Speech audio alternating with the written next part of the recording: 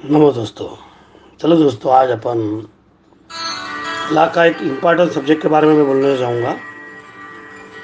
आज का main topic है संविधान के बारे में। द कॉन्स्टिट्यूशन ऑफ इंडिया 103 31 अक्टूबर 2019 के फेरबदल में किए हुए हैं।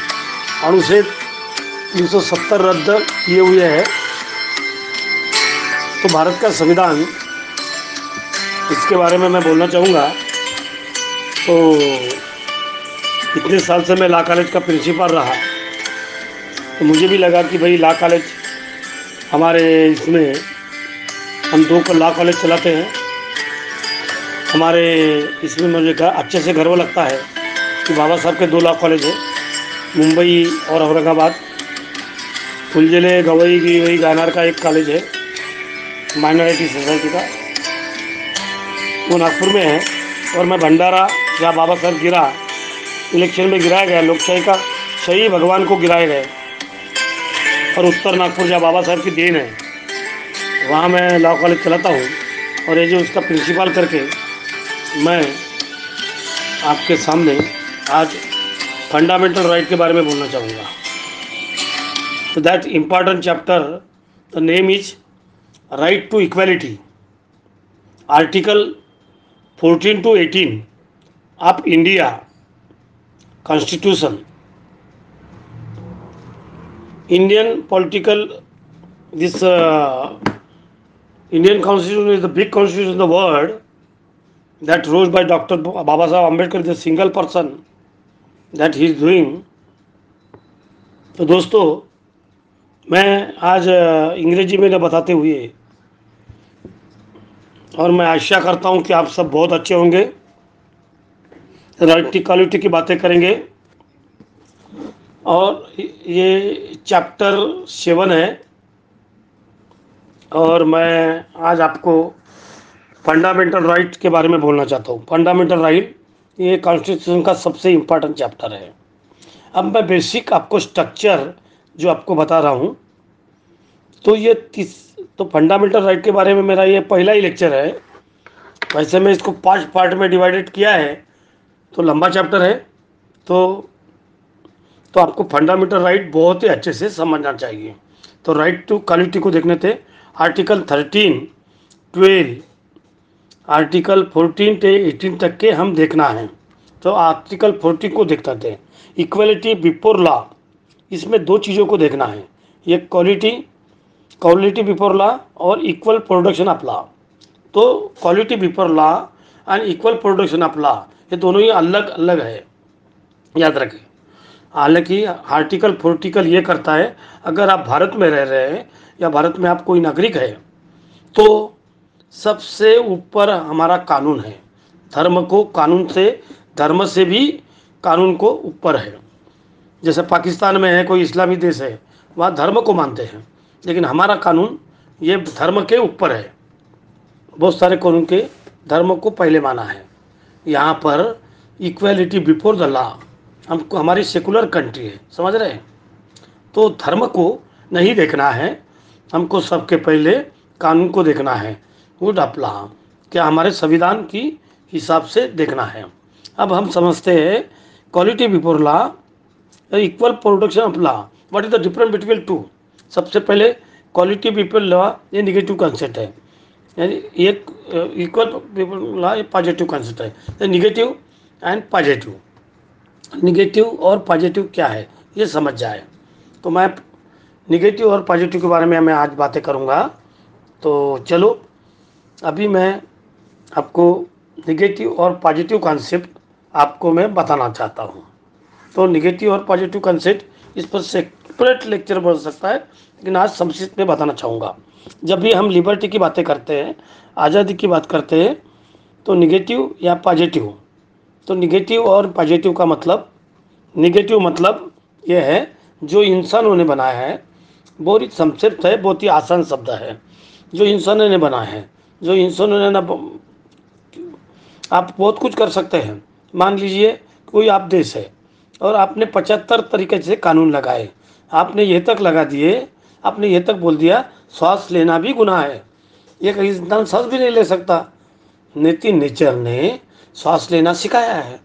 आपके पास में दिल है, आपके पास में लंग्स है, आपके पास में सारी चीज़ है, नाक है, आप सांस लेंगे, उसके बिना आप जिंदा नहीं रह सकते। लेकिन आपने बोल दिया श्वास लोगे तो गए काम से, तो यहाँ कोई बचेगा ही नहीं।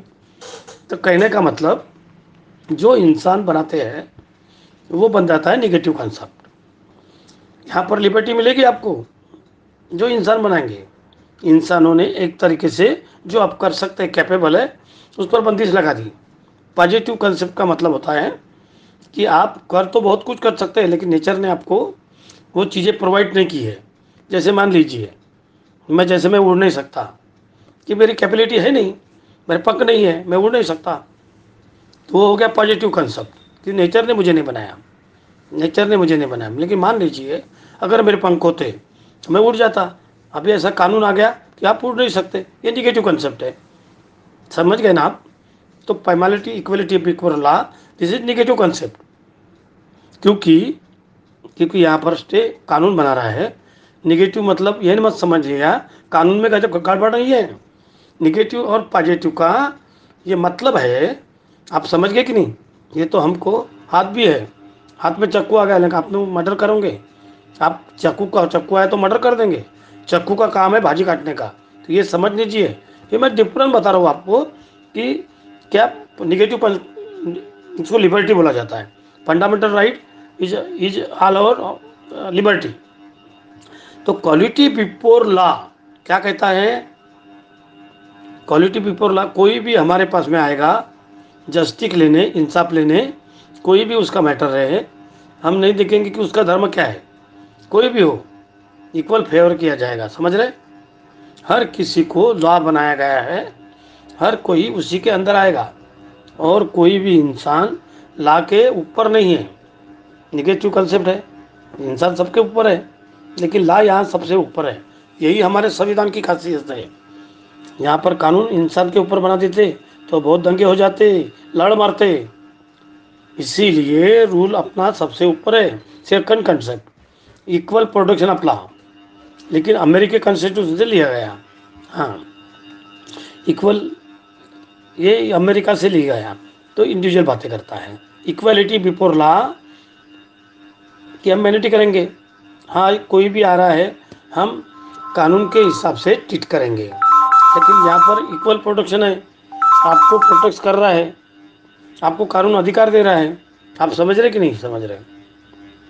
यहाँ पर और जो लायबिलिटीज है, जो कानून आपके लिए बनाए हैं, उनको जब आप अप्लाई करेंगे तो इक्वल प्रोटेक्शन मिलेगा, इक्वल ट्रीटमेंट मिलेगा। समझ गए? आपको इक्वल ट्रीट किया जाएगा। कानून ने आपको ये लाभ बनाए हैं उस हिसाब से, ठीक है? ये एक तरीके से इक्वल प्रोटेक्शन का मतलब है कानून आपको संरक्षण दे रहा है, ठीक है? आप कोई आपको दिक्कत तो नहीं है, समझ गए ना आप? तो कोई इसको डिक्रीमेंट किया जाएगा। ये आर्टिकल 40 कहते हैं। हम रूल ऑफ लॉ देखते हैं। रूल ऑफ लॉ, हम कानून के हिसाब से हम चलते नहीं, लेकिन आप बहुत बड़े नेता ने क्राइम किया समझो, तो उसको जेल जाना ही है। काफ़ी केसेस देखे हैं, तो जस्टिस बहुत वक्त बाद मिलता है। अब जुडिशरी से इसे कोई खामिश नहीं है, लेकिन रास्ते मिल जाते हैं, लूपहोल मिल जाएंगे। रास्ते दिए हैं बड़े बड़े जो है, जिन्होंने क्रिमिनल, जो पॉलिटिशियन बुरा भी किया होता है, कानून से कबड्डी करके वो बच जाते हैं। ऐसा अमेरिका में नहीं होता। अमेरिका में क्या है, डोनाल्ड ट्रंप को भी इम्पीच किया जाने वाला था, वहाँ का राष्ट्रपति ने भी गलती की है, उसके ऊपर भी मुकदमा चला जाता है। हमारे यहाँ भी ऐसा ही है, हमारे संविधान में ऐसा ही लिखा है। लेकिन यहाँ पर बहुत सारे लूपहोल है। पुलिस स्टेशन में काम सही नहीं करते, कॉन्टैक्ट उनके रहते, पॉलिटिशियन के रहते हैं, तो इसमें बहुत सारी चीज़ें रहती हैं जो पॉलिटिशियन के फेवर में जाती है। लेकिन रूल ऑफ लॉ हमारे कानून में है। रूल ऑफ लॉ से कोई सबसे ऊपर कानून है, और किसी भी इंसान को, सिटीजन को यहाँ पर आर्बिट्री पावर, आर्बिट्री यानी मनचाहे अपने हिसाब से चीज़ें नहीं कर सकती। अनटिल अनलेस आपने अगर कोई गुनाह किया है तो कानून में इमेजेंस है, आपने इसको तोड़ा है तो आपको सज़ा बिल्कुल मिलेगी, मिलना ही है। अगर आपने नहीं तोड़ा है तो आपको डरने की कोई बात नहीं। समझ रहे कि नहीं? ठीक है, तो ये रूल ऑफ लॉ है, ये equal before liberty before the law है, रूल ऑफ लॉ। कानूनी चलेगा, कानून का ही डंडा चलेगा, आप कुछ भी कर लीजिए। और सुप्रीम कोर्ट ने क्या बोल दिया? The rule of law is the basic structure of the constitution. अगर आपने अमेंड कर दिए, विश्वानंद भारती के अपन केस देखे, कोई दिक्कत नहीं है, basic structure of the constitution. तो इसीलिए दोस्तों, कानून के ऊपर कोई नहीं है। तो कॉन्स्टिट्यूशन का बेसिक स्ट्रक्चर बार आप बहुत बार सुनना चाहिए। यहाँ पर बेसिक स्ट्रक्चर अमेंडमेंट नहीं किया जा सकता है, उसको चेंज किया नहीं जा सकता। और रूल ऑफ लॉ बहुत ही इंपॉर्टेंट है, इसको अगर अपने चेंज कर दी तो गई, खेल ख़त्म। तो रूल ऑफ लॉ हमारे यहाँ चलता है, इक्वल प्रोटेक्शन ऑफ लॉ तो quality before of law. Expectation का क्या है? The president of India and governor of India को सर्वोच्च पद रहता है। सेंटर की बात करें तो प्रेसिडेंट सबके ऊपर है, और स्टेट की बात करें तो गवर्नर सबके ऊपर है। प्रेसिडेंट और गवर्नर को खूब प्रोविजंस मिलती है, कोई भी कोर्ट में आंसरेबल नहीं है प्रेसिडेंट और गवर्नर, इनके ऊपर में मुकदमा नहीं चलता, उनके ऊपर क्रिमिनल प्रोसीजर नहीं करती, उनको अरेस्ट नहीं किया जा सकता कि वन है। तो वैक्सीन तो बहुत है, लेकिन ये 3 इम्पॉर्टेंट एस्पेक्शन हैं। प्रेसिडेंट और गवर्नमेंट के तरफ मुकदमा नहीं चल सकता, उसको खास करके इम्यूनिटी मिली है। तो ये चीज़ है, अगर ये चीज़ है तो मान लीजिए, अगर देखते हैं कि मान लीजिए कि कोई ये दिखा रहा है कि रिपोर्टिंग कर रहा है कि पार्लियामेंट में क्या हो रहा है, पार्लियामेंट में गलत हरकत हो रही है, और आप सोच रहे हैं उनको भी जेल में डाल दे, ऐसा भी नहीं हो सकता। समझ रहे कि नहीं? ये सेकंड पॉइंट में है, no person shall be liable to any civil any court. तो this is very important law for president. जो मैंने बताया, कोई भी न्यूज़पेपर जो चल रहा है वो लोकसभा में, राज्यसभा में वो दिखा रहा है, उसको पार्टीशन को पसंद नहीं है, उनको मुकदमा में डाल दिया, ऐसा नहीं होगा। ये भी एक्सपेक्शन है। मेंबर ऑफ पार्लियामेंट ने अगर कुछ बोल दिया, ये कुछ वोट में प्रॉब्लम होंगे, तो वो भी एक्सपेक्शन है, उनके फिर भी आर्टिकल में दिया हुआ है। तो एक एक आर्टिकल हम डिस्कशन करेंगे, तो ठीक है। ऑर्डिनेंस और जो सॉर्नर्स होते हैं, जो डिप्लोमेट्स होते हैं, इनको भी कोई यूनाइटेड नेशन से आ रहा है, उनको जेल में डाल दिया, ऐसा नहीं है। तो ये चीज़ है, कुछ एक्सपेक्शन है, आपको मैंने समझा दिया। आर्टिकल 15 की बात करते हैं। फिर 2 वर्ड है, provision and description on the certain article. भेदभाव, डिस्क्रिप्शन मतलब भेदभाव, बिल्कुल भेदभाव नहीं करेगा, एनी सिटीजन के बारे में कोई भेदभाव नहीं करेगा। Religion, race, caste, sexual birth, इसमें इसके डिस्क्रिमिनेट। और एक ओनली हमारे देश में इस सब कॉन्टिनेंट का जो पीरियड है, तो वर्ण सिस्टम यहाँ डिवाइडेड हो गई, कास्टिज्म यहाँ, ये भारत में नहीं था, पूरी दुनिया में तो नहीं, लेकिन भारत में ज़्यादा है। भारत में वर्ण भेद है। तो कास्ट डिवीजन ने क्या किया, वर्ण सिस्टम ने क्या किया, सबसे ऊपर ब्राह्मण, क्षत्रिय, वैश्य, शूद्र, शूद्रों को अनटचेबल बनाया जाता और उनके खिलाफ बहुत ही गलत व्यवहार किया जाता, बहुत टाइम तक के, आज़ादी तक चला, अभी भी चल रहा है, अभी बहुत सारे गांव में चल रहा है। हमारे संविधान इसको खंडन करता है। तो आर्टिकल 15 जो है वो इसी के लिए बना है। BR अम्बेडकर ने, बाबा साहब अम्बेडकर ने जो हमारी कॉन्स्टिट्यूशन बनाए हैं, वो ड्राफ्टिंग कमेटी में थे, और बड़े बड़े पॉलिटिशियन थे, पटेल थे, नेहरू थे।